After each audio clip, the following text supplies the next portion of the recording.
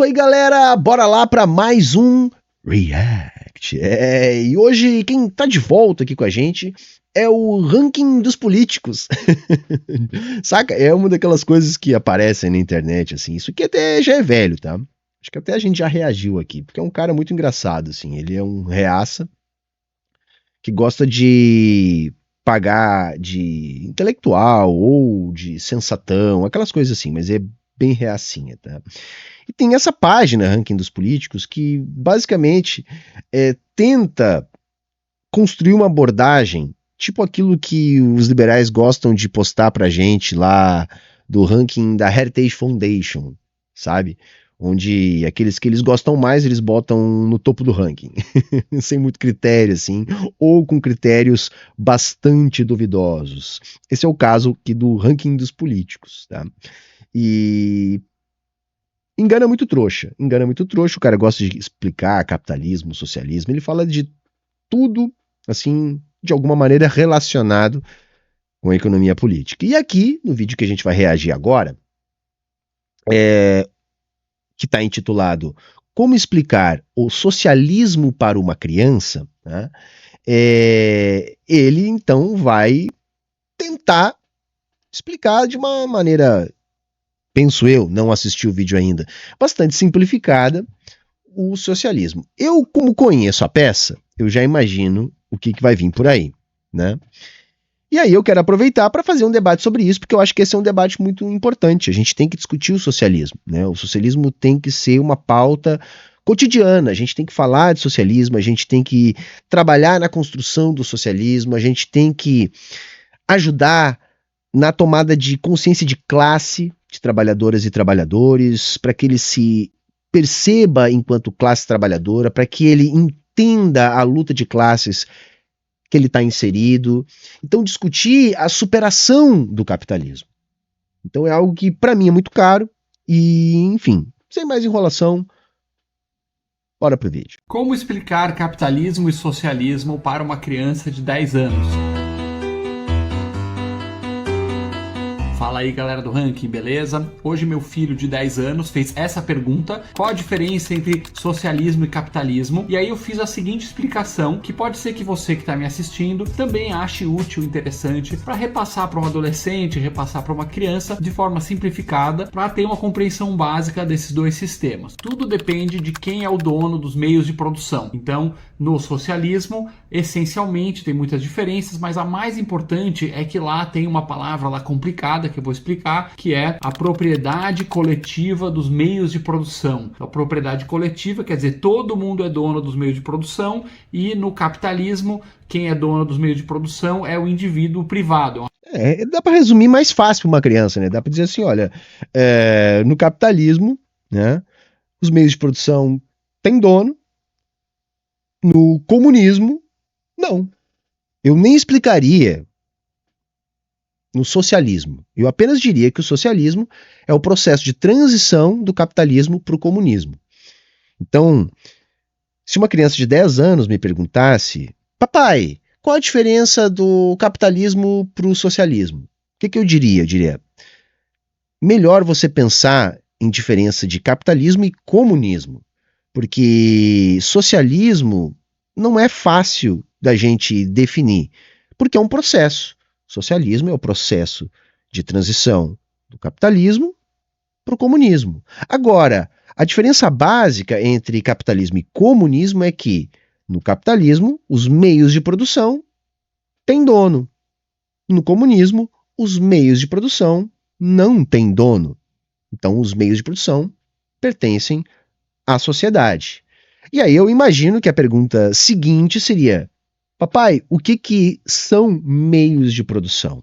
E aí a conversa seguiria. Uma pessoa que é dona dos meios de produção. Afinal, o que é esse tal de meio de produção? É muito simples, porque você sabe que existem as coisas e existem as coisas que são usadas para fazer coisas. O que é uma coisa? O saco de farinha é coisa. O que é o trator? O trator é uma coisa que é usada para fazer outras coisas. O que é o pãozinho? Uma coisa. O que é o forno da padaria? O forno é uma coisa para fazer coisas. O que é um galão de gasolina? Uma coisa. O que é uma refinaria de petróleo? petróleo é uma coisa para fazer outras coisas, como as fazendas, as indústrias, os comércios, etc. Tudo. Eu acho que vale para explicar para uma criança, né? Porque, enfim, ele chegou na mesma conclusão que eu. Se a criança fez a primeira pergunta, a segunda pergunta seria: são meios de produção.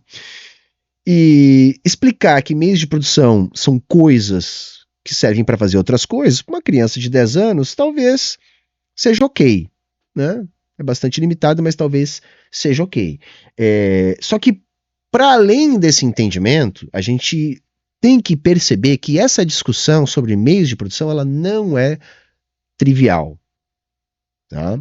Acho que, ok, aqui no nosso exemplo, explicar para uma criança de 10 anos, você pode dizer, olha, meios de produção são coisas ou lugares onde se produzem outras coisas. Acho que aí, ok, vai limitar bastante, mas mais para frente, a partir desse entendimento básico, ela certamente vai conseguir desdobrar um entendimento melhor. Agora, você que está aqui me assistindo é que tem que entender que meio de produção não é algo assim tão trivial. Por quê? Porque você consegue, por exemplo, determinar que uma fábrica é um meio de produção. Isso é muito fácil. Mas nem tudo é tão evidente. Por quê? A gente tem que, para fazer essa distinção, observar algumas questões. A primeira delas é o que é mercadoria. Por quê? Porque o meio de produção, na verdade, é aquilo que reproduz as mercadorias. Então a gente tem que ter um entendimento de o que é uma mercadoria. Então vejam, às vezes a gente pode entrar numa discussão se determinada relação de produção é uma relação que produz mercadorias ou que vende serviços.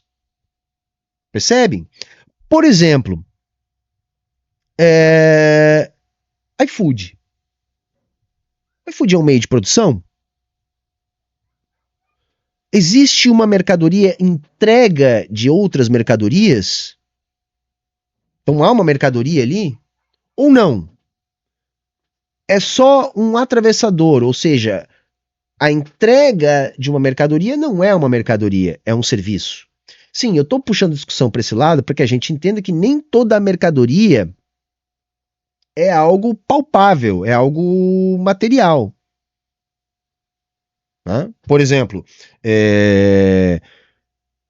quando você vai no cinema, né? É a mesma coisa. Há uma mercadoria ali, né? Um filme que você vai consumir. Ele foi vendido. É uma mercadoria ou é um serviço? Então há sempre um debate nesse sentido. Alguns vão defender uma coisa, outros vão defender outras. Algumas questões são mais fáceis, outras são mais difíceis. E tem um outro, porém, também, que a gente tem que entender que, por exemplo, uma carrocinha de pipoca. A carrocinha de pipoca é uma coisa que produz outras coisas. Tá, mas é um meio de produção?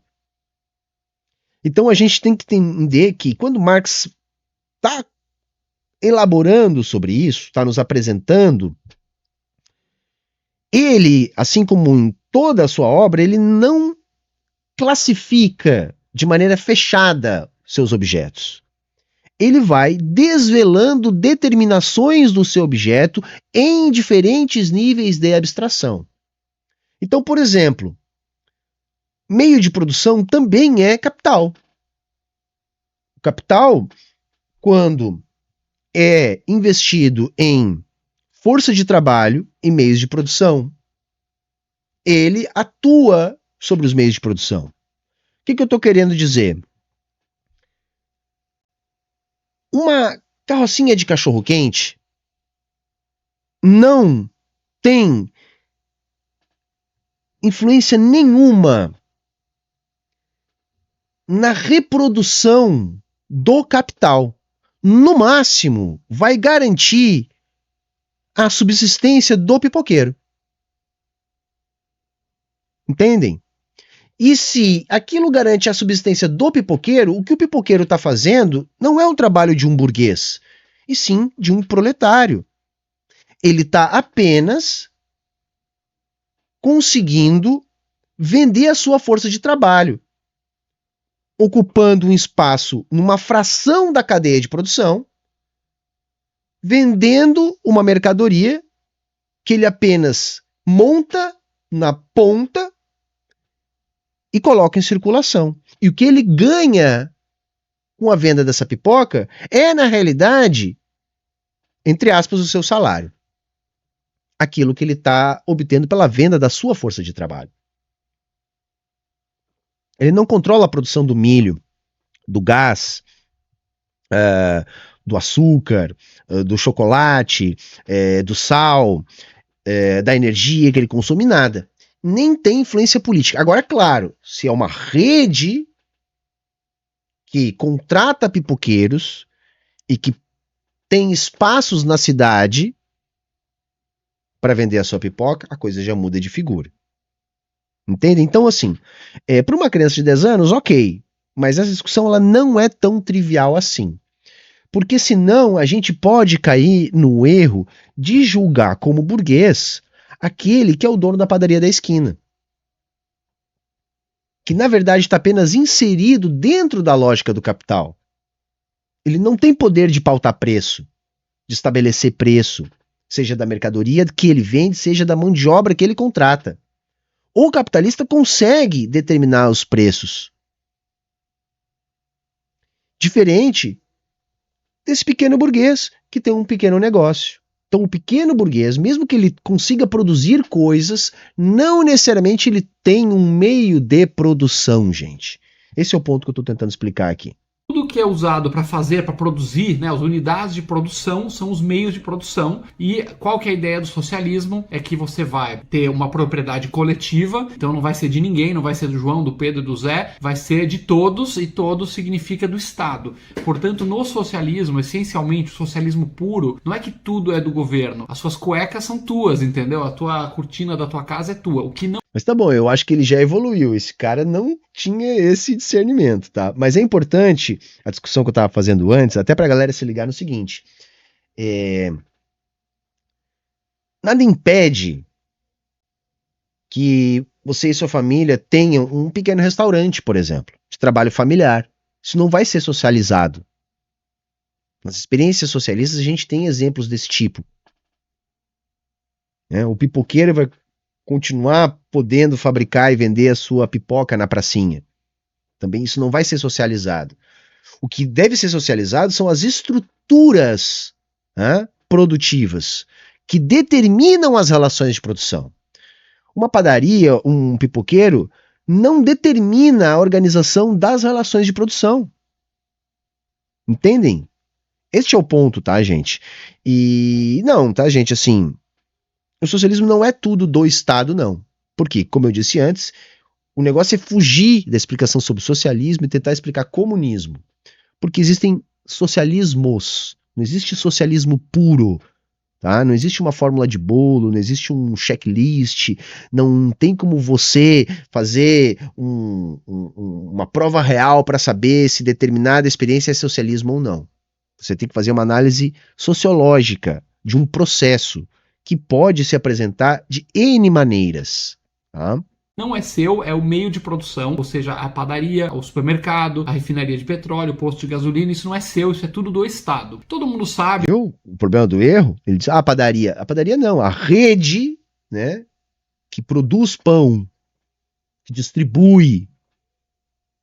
Aí sim. Agora, a padaria não. Padaria não.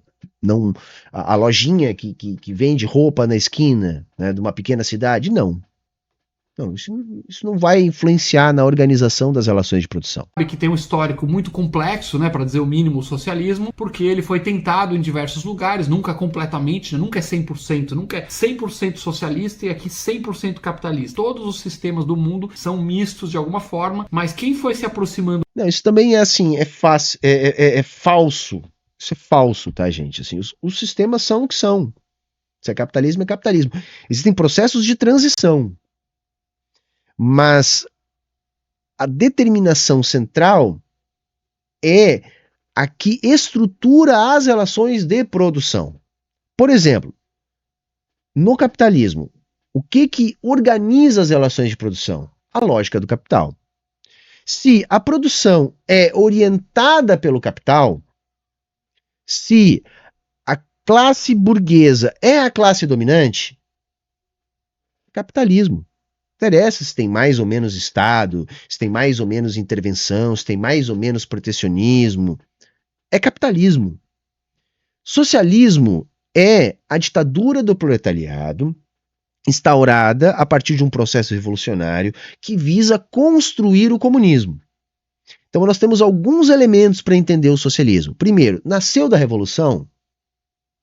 Tem que ter nascido da revolução, porque se não nasce da revolução, você vai ter um processo de revolução, porque o capitalismo não aceita passar o bastão a partir da sua própria institucionalidade. O que eu estou querendo dizer? Não se começa uma experiência socialista ganhando uma eleição. Se você ganhou a eleição, te deixaram assumir, tá tudo certinho e você é um socialista, ou você não é socialista, ou não vão deixar você fazer assim tudo certinho. Tá? Então esse é o primeiro ponto. Tem que nascer de um processo revolucionário. Qualquer processo revolucionário? Não, um processo revolucionário de cunho comunista, ou seja, que visa superar as relações capitalistas de produção, liderado por uma vanguarda, por um partido revolucionário. Aconteceu isso, sumiu-se o poder, beleza. Então só isso já é socialismo? Não, porque tem que ser uma transição para o comunismo. Ou seja, há de se estabelecer as condições para que o capitalismo seja superado. Então você tem que ter uma ditadura do proletariado, que é aquilo que surge do processo revolucionário. Essa ditadura do proletariado, para ter legitimidade, ela tem que ser um representante legítimo da classe trabalhadora organizada. Portanto, esse partido revolucionário que constrói a revolução, o socialismo é um período de revolução, tem que ter instâncias de aprofundamento da democracia popular. Ou seja, as decisões do partido revolucionário, que organiza a ditadura do proletariado, tem que, de fato, representar os interesses da classe trabalhadora revolucionária organizada. E este governo dos trabalhadores agora tem que estar estabelecendo efetivamente os meios para a superação da lógica do valor no capitalismo. Ou seja, o que passa a orientar a produção no socialismo não é mais a lógica do capital, é a lógica da construção da superação do capitalismo. Então, se você tem esses elementos, no meu entendimento, você tem uma experiência socialista. Isso não necessariamente inclui estatizar o conjunto dos meios de produção. Mas você tem que orientar a produção, você tem que eliminar ou reduzir drasticamente a influência do capital nas decisões políticas. Não é eliminar o mercado. O socialismo não visa eliminar o mercado, visa eliminar a lógica de reprodução do capital. Mesmo que, ao longo do processo, ainda se tenha um período, que também não é determinado se breve ou longo, de desenvolvimento das forças produtivas nas relações capitalistas de produção. Porque uma das coisas que a gente também tem que entender é que o nosso socialismo ele é científico. O que isso significa? O capitalismo ele não se transformou no modo de produção dominante porque ele é mais bonito, porque ele fez isso a partir da guerra, embora também tenha feito. Mas o que essencialmente fez isso funcionar no tempo e se espalhar é que o capitalismo foi mais produtivo. Então se transformou em dominante. Sendo assim, para que o capitalismo seja superado, o socialismo precisa ser mais produtivo. E aí a palavra produtividade não tem exatamente o mesmo sentido que no capitalismo, que significa apenas produzir mais em menos tempo, ou mais na mesma quantidade de tempo. Significa produzir melhor. Melhor. Ou seja, isso implica na otimização dos recursos, sejam eles naturais ou humanos. Significa melhorar a qualidade de vida dos trabalhadores. Então tem que ser melhor para os trabalhadores e não melhor para o capital. Vejam, A produtividade no capitalismo, ela é melhor para o capital. A produtividade no socialismo tem que ser melhor para os trabalhadores. Portanto, é possível que relações capitalistas de produção sejam mantidas a fim de desenvolver as forças produtivas para que estas constituam as bases para a superação do próprio capitalismo. É isso que a gente quer dizer quando a gente diz que o capitalismo cria as bases da sua própria superação. Uma no sentido de desenvolver forças produtivas capazes de eliminar o problema da escassez e assim a gente poder melhorar a qualidade de vida. E segundo é produzir as contradições na luta de classes, a fim de construir o processo revolucionário. Então o capitalismo cria as bases da sua própria superação. Compreendem? Então é sempre uma discussão mais densa sobre socialismo. Por isso eu não começaria explicando para uma criança capitalismo versus socialismo. Eu puxaria a conversa para capitalismo versus comunismo. Beleza?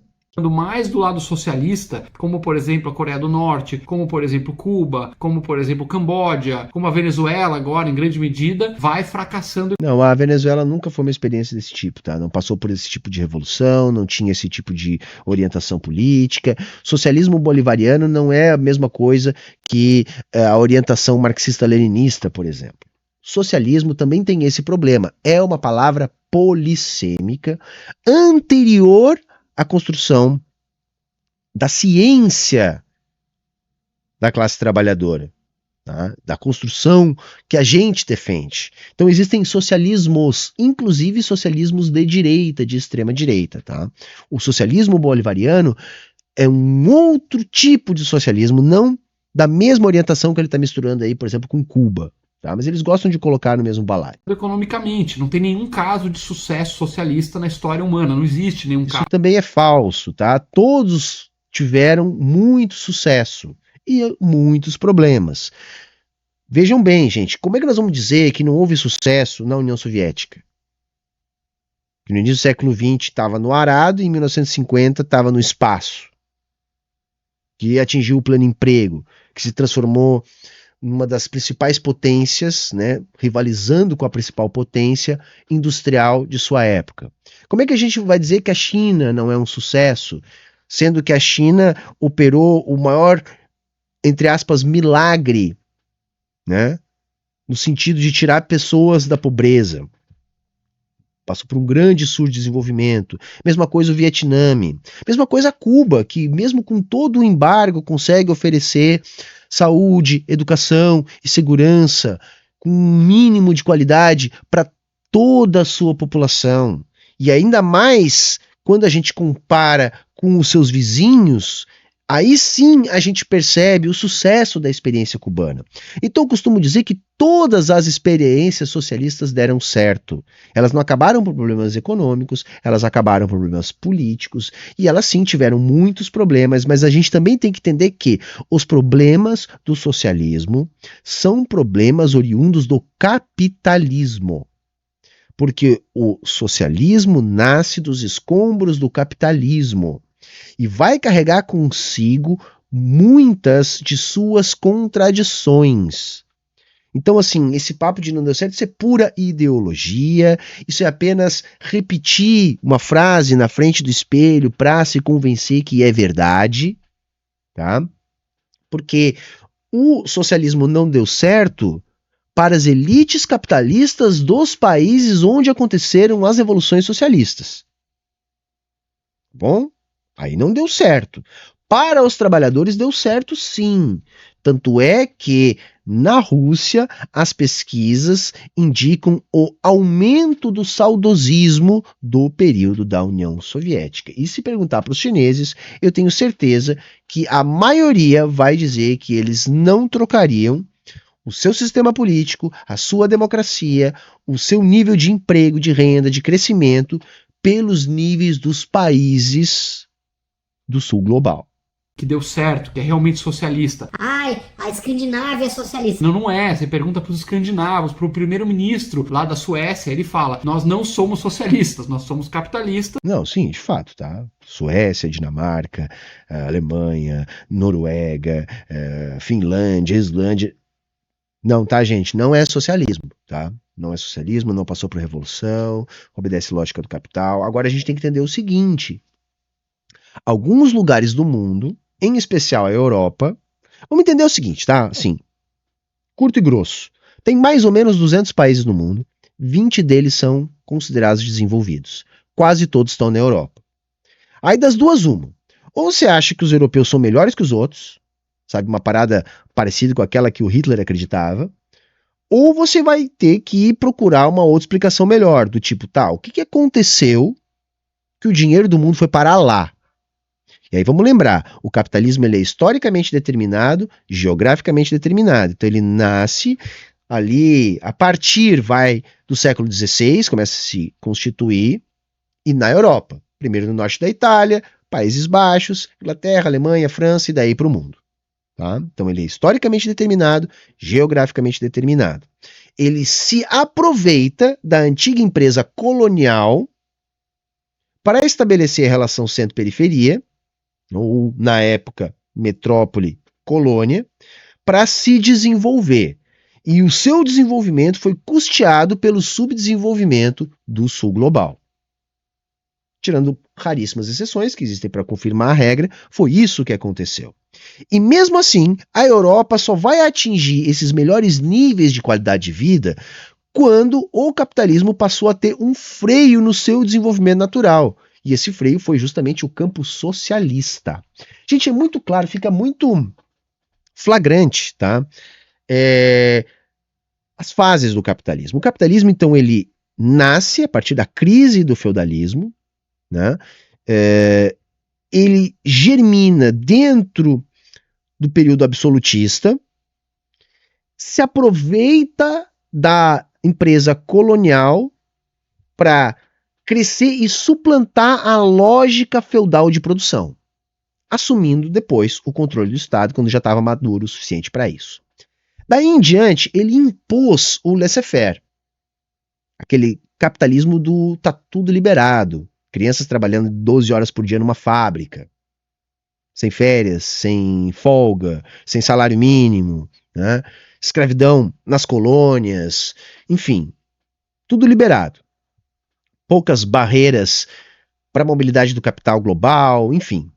Ele se desenvolve, cria o mercado de câmbio, cria a rede bancária para alavancar tudo isso, até que, quando ele finalmente deixa de ser um capitalismo jovem, nascente, se espalhando, já como um capitalismo no início da sua maturidade, ele vai produzir uma grande guerra, um conflito imperialista entre as nações que se aproveitam desse início, todas elas nações europeias, que depois vão se chocar quando já estão maduras o suficiente para isso. Então nós vamos ter a Primeira Guerra. A Segunda Guerra é uma consequência da primeira, porém com um elemento novo, que também é produto da lógica capitalista. Que elemento é esse? O fascismo. O fascismo nasce dessa crise estrutural, né? Dessa crise estruturante, se você preferir. E aí ele surge como uma alternativa a esse laissez-faire, porque esse laissez-faire colocou algumas nações em disparidade muito grande em relação a outras. Então surge essa lógica nacionalista, essa lógica conservadora, onde o fascismo vai se assentar, ganhando inclusive o apoio dos liberais, porque era uma proposta que mantinha a lógica do capital e da propriedade privada, né? Ao contrário da proposta de superação do capitalismo que já se tinha na União Soviética. Então temos a Segunda Guerra sai com um grande vencedor, que é a União Soviética, responsável por mais de 80% das mortes dos nazistas, invadiu Berlim, enfim, quase 80% dos soldados que foram abatidos pelos nazistas também são soviéticos, enfim. Os outros países foram coadjuvantes, tiveram lá sim a sua importância, mas foram coadjuvantes. E aí, como lidar com uma potência socialista no pós-guerra? É aí que o capitalismo muda. o capitalismo precisa entregar os anéis para manter os dedos. E cria, então, o estado de bem-estar social na Europa, para se contrapor aos avanços na qualidade de vida que eram obtidos no campo soviético. Percebem? E aí o que acontece? Se desenvolve esse welfare state dos países nórdicos, que também já está sendo destruído. Por que está sendo destruído? Porque para derrotar politicamente o campo soviético, o campo capitalista demorou 50 anos. Fez várias guerras por procuração, vários embargos, estimulou uma corrida armamentista insana, que drenava recursos da produção no campo soviético, enquanto deixavam algumas pessoas sem ter aquilo que melhor podiam ter. E isso, no socialismo, é muito custoso, não podia acontecer, enquanto que no capitalismo, esses recursos eram drenados às custas da pauperização dos trabalhadores. Mas aí não tem problema nenhum acontecer isso. Enfim, 50 anos se passaram, politicamente o campo socialista foi derrotado, e aí o capitalismo pôde voltar ao seu curso natural, ao laissez-faire. E aí nós vamos ter a ascensão do neoliberalismo, que é essa retomada desse capitalismo sem freios. O que aconteceu de lá para cá? A promessa de fim da história e de avanços democráticos pelo mundo, desenvolvimento do sul global, tudo isso papo furado. O que aconteceu foi uma maior concentração da riqueza nos polos que já eram ricos, o desmonte dessas sociais-democracias, né, com o welfare state, isso está cada vez mais capenga e cada vez caindo mais, e o quê?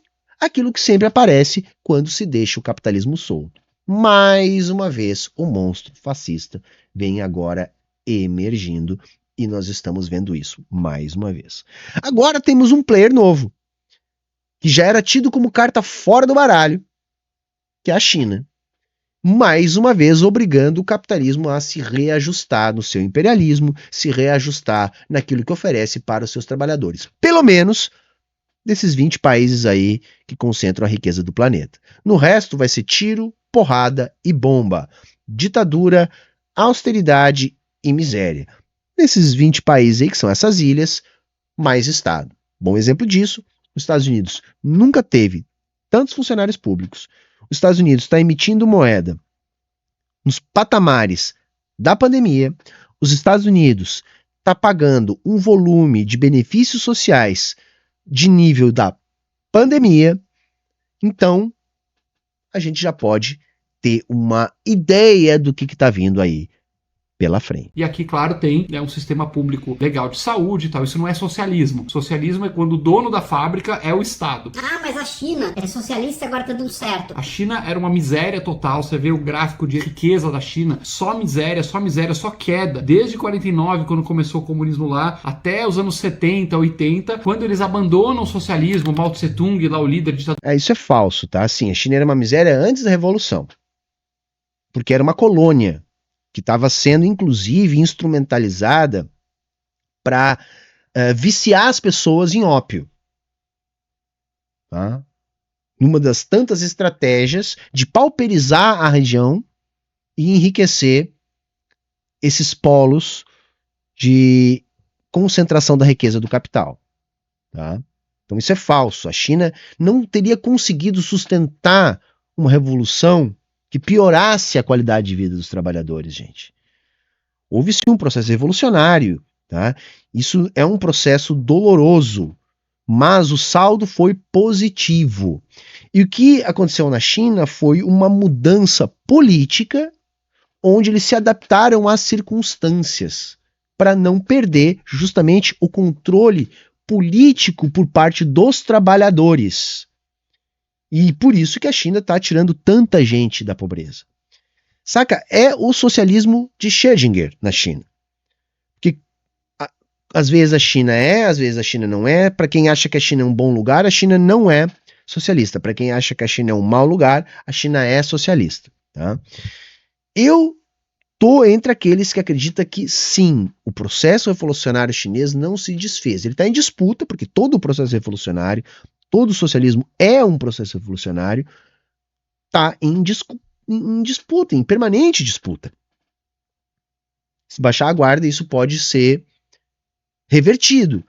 Mas não me parece ser isso. Porque não me parece que os bilionários apitam na China, não me parece que eles não estejam comprometidos com a melhora de vida dos trabalhadores. Eu não acredito que a lógica do capital que pauta as decisões políticas na China, eu acredito que o Partido Comunista Chinês, sim, representa os interesses da classe trabalhadora revolucionária organizada.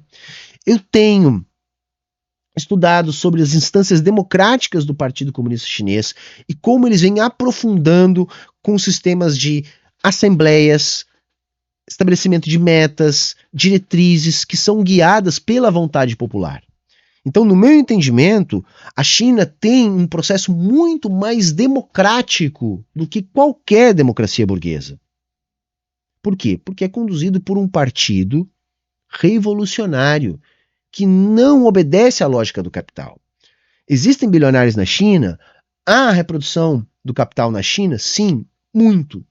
Mas a diferença é que na China, um bilionário não manda no presidente, como, por exemplo, os bilionários dos Estados Unidos mandam no presidente dos Estados Unidos. O ditador morre, vem um outro ditador chamado Deng Xiaoping e ele fala: chega de socialismo, enriquecer é glorioso. Ele começa a implantar o capitalismo na China, coisa que eu posso dizer com bastante propriedade, porque tive a oportunidade de ir a trabalho aí, pelo menos 30 vezes para a China e vi lá o capitalismo sendo implantado e o país começando a crescer. Que capitalismo que tu viu? Tu viu lá que, por exemplo, todas as terras agricultáveis são controladas pelo Estado? Tu viu lá o Estado tendo participação em todas as grandes empresas que operam no país, exigindo transferência de tecnologia? Você viu lá o Estado garantindo a partir da compra governamental a expansão dos negócios do país? O que você viu? Você viu que na China tem banco controlado pelo Estado, o sistema todo financeiro chinês controlado pelo Estado, uma cesta de moedas com taxas de câmbio controladas pelo Estado, tudo orientado pelo desenvolvimento das forças produtivas e melhora da qualidade de vida dos trabalhadores. O que você viu na China? Você viu o que tem iPhone para vender na China? Tem lojinhas? Ah, enriquecer é glorioso. Sabia que socialismo não tem nada a ver com pobreza? Tem nada a ver. Socialismo significa socializar a produção. Ou seja, uma transição para um mundo guiado pela lógica daquilo que a gente pode usufruir e não pela lógica do capital. Você não viu nada, você sequer tem condição de entender alguma coisa que você viu. Tem um monte de gente morando na China que estuda e que entende, que está justamente mostrando como é que funciona esse controle da classe trabalhadora das forças produtivas na China. E por que dá errado, pessoal? Tem 1000 causas, mas basicamente o grande problema é que não tem incentivo para você crescer a economia. Na padaria do seu Manuel lá da esquina, tem um dono, que é o seu Manuel. Se você não gostar do pãozinho, você vai deixar essa padaria e você vai para outra padaria e aí o seu Manuel não vai vender, ele vai quebrar. Não, o seu Manuel hipotético não existe, tá? O seu Manuel vai lá, vai fazer sua padariazinha, ele não é um capitalista, tá? Numa experiência socialista ele vai ter a mesma padariazinha, ele vai ter o mesmo incentivo que é ter o que comer, ter o que vestir e melhorar de vida. Mas no mundo real, onde não existe o seu Manuel hipotético, o que acontece é que vem a grande rede de padarias, tá? E invade a cidade, expulsa o seu Manuel, porque ele não consegue competir com a margem, com o nível de propaganda, tá? Com o volume de compra do grande capitalista. E aí o seu Manuel perde a sua padariazinha para o grande capitalista. Essa é a realidade do capitalismo. Entende? O seu Manuel hipotético não existe no capitalismo. No socialismo ele pode existir, ele pode ter a padariazinha dele, ele vai ter incentivo. E esse papo de incentivo me irrita, porque parece que, então tá, estamos no socialismo, ninguém mais precisa produzir. Gente, tinha uma regra básica na União Soviética. Quem não trabalha não come. Quer incentivo melhor? Quer incentivo melhor? Olha, meu velho, é o seguinte, ó. Você vai trabalhar para ter suas coisas. O socialismo é assim, sabia? Quem quer ficar com o produto do seu trabalho é o capitalista. O socialista quer que o trabalhador fique com o produto do seu trabalho. Quer incentivo melhor do que esse? Qual o incentivo que a gente tem para trabalhar no capitalismo? Levantar todo dia de manhã para reproduzir o capital para o burguês? Trabalhar duro o ano inteiro para chegar no final do ano e o burguês trocar de carro? Esse é o incentivo que a gente tem? O incentivo no socialismo é trabalhar para ter. Quem trabalha tem. Quem não trabalha não tem. O problema é que no capitalismo quase todo mundo que trabalha não tem. E quem não trabalha tem. Então, sabe, é nonsense esse papo do incentivo. Ele vai ficar sem dinheiro, vai ter que entregar a padaria e vai ficar pobre. Então por isso o seu Manuel tá lá todo dia cuidando da padaria dele, melhorando, cuidando da qualidade do pãozinho, da limpeza, mantendo lá os funcionários. Não. O seu Manuel não é um capitalista. Entendeu? O que a gente combate, gente, não é o seu Manuel hipotético, da padaria hipotética, da cabeça de ovo desse cara aqui. Tá? A gente quer saber quem é que está por trás dos oligopólios da produção de trigo, os latifundiários, os grandes industriais das fábricas dos fornos da padaria do seu Manuel hipotético. É esses que são os capitalistas. Esses determinam os preços. Esses determinam o nível de emprego, de renda. Não é o seu Manuel. O seu Manuel sequer escolhe o preço do pãozinho dele. O seu Manuel é a porra de um tomador de preço. Ele vai fazer um cálculo de viabilidade. Olha, eu tenho tanto para investir para botar uma padaria. Eu vou comprar meus insumos aqui por tanto, vou ter tanto de funcionário. Quanto que eu vou vender meu pãozinho? Um capitalista consegue dizer, não, eu vou vender por tanto e vou botar lá meu negócio. O seu Manuel não.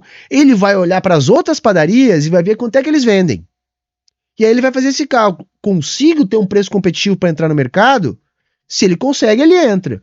Se ele acha que ele não consegue, ele não entra. Porque sequer os seus próprios preços o seu Manuel consegue pautar. Por isso que o grande problema está em achar que o seu Manuel é um capitalista. Se o seu Manuel não levantar todo dia para trabalhar na padariazinha dele, ele não come. O que o seu Manuel está fazendo? Ele vive da exploração do trabalho dos outros? Não, ele está vendendo a sua força de trabalho. Ah, mas ele tem 10 funcionários. Ele é uma engrenagem da cadeia. Onde ele paga o salário, mas para pagar esse salário ele tem que trabalhar duro. Senão ele não consegue pagar nem o salário do funcionário e ainda sobrar algum para ele para ser o seu próprio salário. Você acha que o burguês está preocupado com isso? O burguês nem trabalha na sua empresa, gente. Pode até trabalhar, mas não precisa trabalhar. Ele só trabalha se ele quiser. Se ele não quiser, ele entrega para uma holding. E fica nas Malvinas tomando espumante o ano inteiro. Trabalhando, porque senão essa padaria vai mal, as pessoas vão ser demitidas, ele vai perder o dinheiro dele. Já no sistema socialista, quem vai cuidar da padaria é um funça. Vamos supor que no Brasil resolve implantar de vez o socialismo, e aí o presidente vai nomear lá um funça. Não, tá, gente, isso aí não tem nem cabimento, tá? Não tem nem cabimento, tá? Não tem nem cabimento, tá? É isso. Isso tá errado. Para ir nas indústrias e tomar. Saca, em Cuba não é assim, gente. Você vai lá em Cuba, os restaurantes são microempresinhas familiares que trabalham a própria família.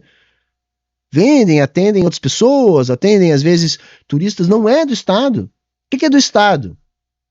São as fazendas, o aeroporto, as fábricas, as grandes companhias. O resto não é do Estado. Que bobagem que esse cara tá falando. Tomar a indústria, tomar a padaria, tomar os supermercados e falar: agora isso aqui é do povo, você inimigo do povo já está fora. Expulsa lá os capitalistas malvadões, coloca lá um funcionário público, coloca lá o Aspone, coloca lá todos apadrinhados, como a gente vê acontecendo, por exemplo, na Venezuela, né, que as gangues estão totalmente tomadas aí, a economia está totalmente tomada pelas gangues. E aí você vai ter lá um funça, que vai ter um salário dele, que se a padaria for bem, ótimo, se for mal também paciência. Se ninguém quiser comprar pão, que se dane, porque tudo é do governo, e a única coisa que interessa é ele ganhar o dele. É isso, cara. No socialismo as pessoas param de comer, começam a fazer fotossíntese, e aí ninguém compra pão. Porque não precisa, é só ficar parado no sol fazendo fotossíntese. Trabalhar o mínimo possível, passar uma mão aí no caixa da padaria, dar uma mentidinha. Agora sim, tá? Tirando toda essa bobagem, é tudo uma história de terror e pânico. Então o Funça já é ladrão. Nossa, assim. O Funça hipotético, da padaria hipotética, é um ladrão hipotético. É assim, entendeu? É isso. Não dá pra tancar, cara. Não dá pra tancar, cara. Entendeu? Não dá pra tancar, não dá. Agora, uma coisa sim, ele falou ali que é verdade. Não gosta de trabalhar. Ninguém gosta de trabalhar, gente. Trabalho alienado. Trabalho é o que nos faz humanos. Todo ser humano trabalha. Tá? É o trabalho que construiu a humanidade. Tá? É o nosso ato de transformar a natureza para que nós possamos viver em meio à natureza que construiu a humanidade. Então, nós somos trabalhadores. Nós somos trabalhadores.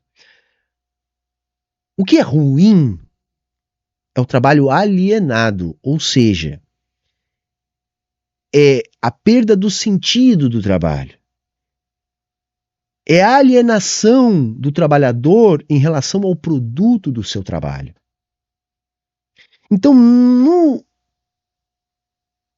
pós-capitalismo, o que a gente almeja é trabalhar para garantir a reprodução da vida material. O mínimo possível. Porque aí nós vamos ter tempo para os trabalhos que nos humanizam. Então nós vamos desenvolver uma forma de, por exemplo, gastar 2, 3 horas por dia reproduzindo a vida material, e não 8, 12 que nem a gente faz hoje. E no restante do nosso tempo nós não vamos deixar de trabalhar, mas vai ser um trabalho concreto. Então nós vamos desenvolver a pesquisa, a ciência, a literatura, o teatro, os jogos, a engenharia, a física, a filosofia. Nós vamos trabalhar naquilo que nos faz humanos. Vamos desenvolver tecnologias para melhorar ainda mais a nossa qualidade de vida. Nós vamos continuar trabalhando. Agora, esse trabalho alienado, esse trabalho excedente, porque a gente em 2 ou 3 horas por dia já dá conta, ou já poderia dar conta de produzir o que a gente precisa. O resto é trabalho excedente, que a gente está apenas reproduzindo o capital do burguês, que não é o seu Manuel hipotético da padaria. Tá? Não é. Esse aí não vai ficar rico. Tá? É aquele que está concentrando o capital. Eu vi bastante quando eu tive a oportunidade de visitar Cuba, né? Visitando Cuba, eles falaram que praticamente todo mundo é funcionário público, todo mundo tá roubando o governo o tempo inteiro, ou seja, todo mundo tá roubando todo mundo. Por exemplo, eu fui num mercadinho em Cuba, cheguei e paguei em dólar, que era o preço do turista trouxa, né? Que sou eu, então paguei lá, por exemplo, $10 por uma Coca-Cola. O que o cara fez? Ele correu no mercado oficial lá de Cuba, comprou uma nova Coca-Cola por $1 e substituiu a que eu comprei. Então você tem uma situação que o governo tenta centralizar. Isso é mentira, tá, gente? Assim, existem câmbios para turistas e para moradores, isso é verdade. E tem zonas turísticas, tá? E as coisas são mais caras, assim, Cuba sofre um embargo terrível e precisa muito da atividade turística para ter uma fonte de entrada de dólares no país, para conseguir burlar os embargos e conseguir comprar aquilo que ele não é capaz de produzir, tá? Nessas zonas turísticas, você vai ter alguns estabelecimentos que são controlados pelo Estado, tá? Que é só. No restante, só os maiores estabelecimentos estruturais. O resto é controlado pelas famílias em Cuba. Tudo, planejar tudo, pensar numa economia que é uma complexidade gigantesca, definir preços, milhares, milhões de preços do dia a dia, coisa que só os empreendedores lá na ponta, no dia a dia, eles conseguem fazer e não o governo central. Não. Então faz uma bagunça econômica enorme. Isso também é uma mentira, porque primeiro, o planejador central também consegue fazer, usando recursos de tecnologia, usando tabelas insumo-produto. Conseguem fazer. Os algoritmos hoje dão conta de fazer sem problema. E nem no capitalismo é o empreendedor que faz isso na ponta. Porque a maior parte dos organizadores dos preços são tomadores de preço. Não são formadores de preço. Tá? No capitalismo, os formadores de preço são os capitalistas. E aí nós vamos ter os preços que são flexíveis, que são daqueles produtos que a marca não importa, produtos que são commodities, negociados em bolsa, ou você vai ter aqueles preços rígidos, que são calculados pelo custo de produção mais uma margem daqueles capitalistas que conseguem entrar no mercado. Incentivo para melhorar, não tem competição, se quebrar paciência, todo mundo com emprego garantido e você vai vendo a economia desabar, as pessoas cada vez mais pobres, para entregar o tal do sonho socialista, né, como valor principal. O socialismo tem sempre a igualdade, então a construção dessa sociedade igualitária e de certa maneira... Não, é a igualdade de oportunidades o que a gente almeja, tá? Mas é isso, o cara cria uma FIC para falar mal, é isso, ele cria uma FIC para falar mal. Né? Basicamente isso. Mas assim, é da turma, né? Da extrema direita, Brasil Paralelo, que ajuda a financiar esse ranking dos políticos, enfim. É o socialismo até consegue entregar, sim, essa tal da igualdade, exceto, claro, o governante, o líder lá da patota com alguma... é bom lembrar, esse cara é herdeiro, tá, gente? Herdeiro. Não me lembro qual era a empresa, se não me engano, na área de produção de periféricos, era alguma coisa assim, tá? Mas ele é herdeiro, normal, né? Aí tá defendendo aí também uma questão de classe, bem normal esse tipo de postura. Uma turminha que esse sim tem os palácios, tem os carrões, eles têm a grana toda lá na Suíça, mas fora isso a sociedade isso também é mentira, ele tá só reproduzindo algo para criar pânico, tá? Inteira igualitária na miséria. Esse é o real destino do socialismo, que tanta gente tem essa simpatia, tanta gente namora. Esse é o real... Não, galera, ninguém tem simpatia assim espontânea, isso é construído. O que a galera tem é ojeriza do capitalismo, porque quem não nasceu herdeiro sabe que não basta trabalhar, não basta inovar, pensar fora da caixa, trabalhar de graça, trabalhar no domingo, ficar depois da hora do expediente, fazer toda essa baboseira que esses coaches repetem. A galera sabe, no mundo real, né, não sendo o seu Manuel hipotético lá da padaria, as pessoas estão vendo que quem mais trabalha, menos tempo tem de ganhar dinheiro, né? E isso é que depõe contra o capitalismo. Por isso o capitalismo precisa tanto da ideologia que esse cara está aqui ajudando a espalhar. Sem a ideologia, o capitalismo não dura um minuto. Sem a ideologia fazendo o trabalhador não se perceber enquanto explorado, o capitalismo não dura um minuto. Essa é a grande diferença no sentido da alienação do trabalhador em relação à sua classe social do capitalismo para o que veio antes. O servo medieval sabia que era explorado. O escravo colonial sabia que era escravizado. O trabalhador é permanentemente iludido para achar que não é explorado e que é livre, sendo que ele não é livre e ele é explorado. E ele não tem sequer alternativa a essa exploração. Mas beleza, gente, falamos bastante.